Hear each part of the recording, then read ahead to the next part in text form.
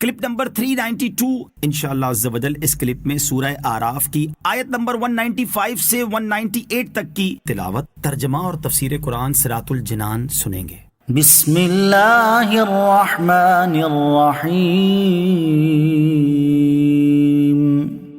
اللہ کے نام سے شروع جو نہایت مہربان رحمت والا ہے۔ أَلَهُمْ أَرْجُلٌ يَمْشُونَ بِهَا أَمْ لَهُمْ أَيْدٍ يَبْطِشُونَ بِهَا أَمْ لَهُمْ أَعْيُنٌ يُبْصِرُونَ بِهَا أَمْ لَهُمْ أَعْيُنٌ يُبْصِرُونَ بِهَا أَمْ لَهُمْ آذَانٌ يَسْمَعُونَ بِهَا قل ادعوا شركاءكم ثم كيدون فلا تنظرون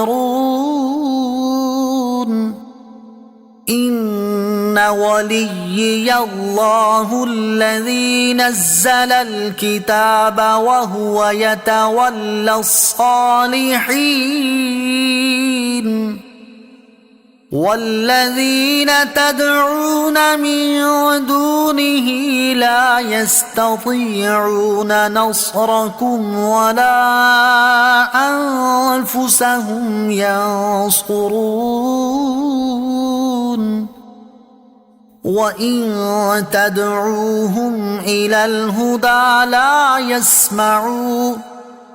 وَتَرَاهُمْ يَنظُرُونَ إِلَيْكَ وَهُمْ لَا يُبْصِرُونَ۔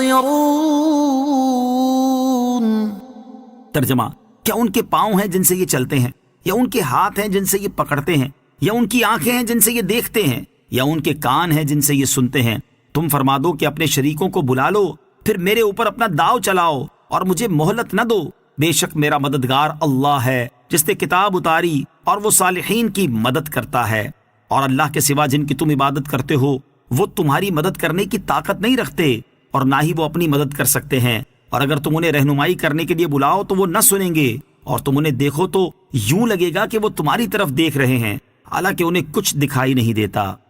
أَلَهُمْ أَرْجُلٌ، کیا ان کے پاؤں ہیں؟ اس آیت کا معنی یہ ہے کہ انسان کی قدرت کا دار و مدار ان چار اعضاء پر ہے، ہاتھ، پاؤں، کان اور آنکھ، کہ انسان تمام امور میں ان سے مدد لیتا ہے، جبکہ بتوں کے یہ اعضاء نہیں ہیں، لہٰذا انسان ان عاجز بتوں سے افضل ہوا، کیونکہ چلنے، پکڑنے، دیکھنے اور سننے کی طاقت رکھنے والا اس سے بہتر ہے جو ان صلاحیتوں سے محروم ہے۔ لہٰذا انسان ہر حال میں ان بتوں سے افضل ہے کہ بت پتھروں اور درختوں سے بنے ہوئے ہیں، کسی کو نفع نقصان نہیں پہنچا سکتے، تو جب ان میں وہ قوت و طاقت بھی نہیں جو تم میں ہے، پھر تم ان کی پوجا کیسے کرتے ہو اور اپنے سے کمتر کو پوج کر کیوں ذلیل ہوتے ہو؟ قل ادعوا شركاءكم،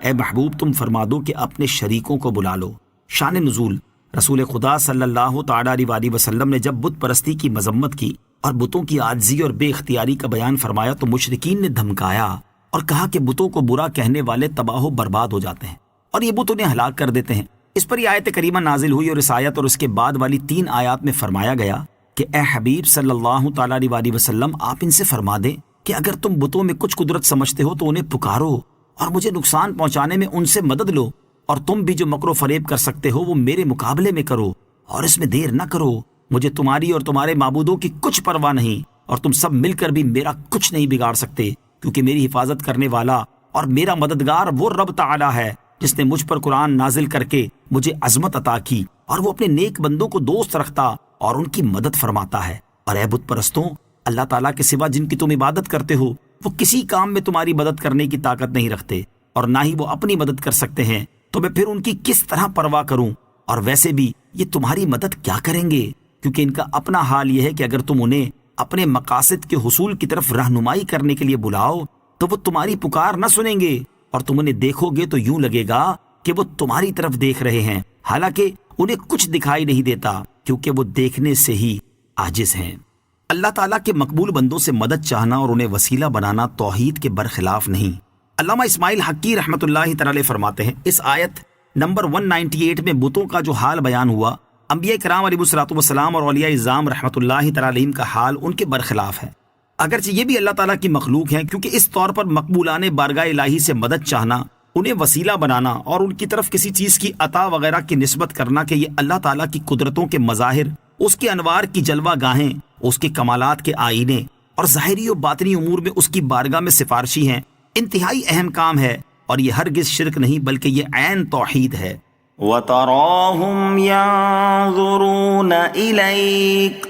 اور تم انہیں دیکھو تو یوں لگے گا کہ وہ تمہاری طرف دیکھ رہے ہیں۔ اس آیت کی ایک تفسیر یہ بھی بیان کی گئی ہے کہ اے حبیب صلی اللہ تعالیٰ علیہ وسلم، آپ ان کافروں کو دیکھیں کہ یہ اپنی آنکھوں سے تو آپ کی طرف دیکھ رہے ہیں لیکن انہیں کچھ دکھائی نہیں دے رہا، کیونکہ نگاہ بصیرت سے آپ کو نہیں دیکھ رہے۔ تو اگرچہ فی الوقت یہ آپ کے سامنے ہیں لیکن در حقیقت یہ آپ سے غائب ہیں۔ البتہ اگر یہ میری وحدانیت کا اقرار اور آپ کی رسالت کی تصدیق کر لیتے ہیں تو یہ حقیقی طور پر دیکھنے والے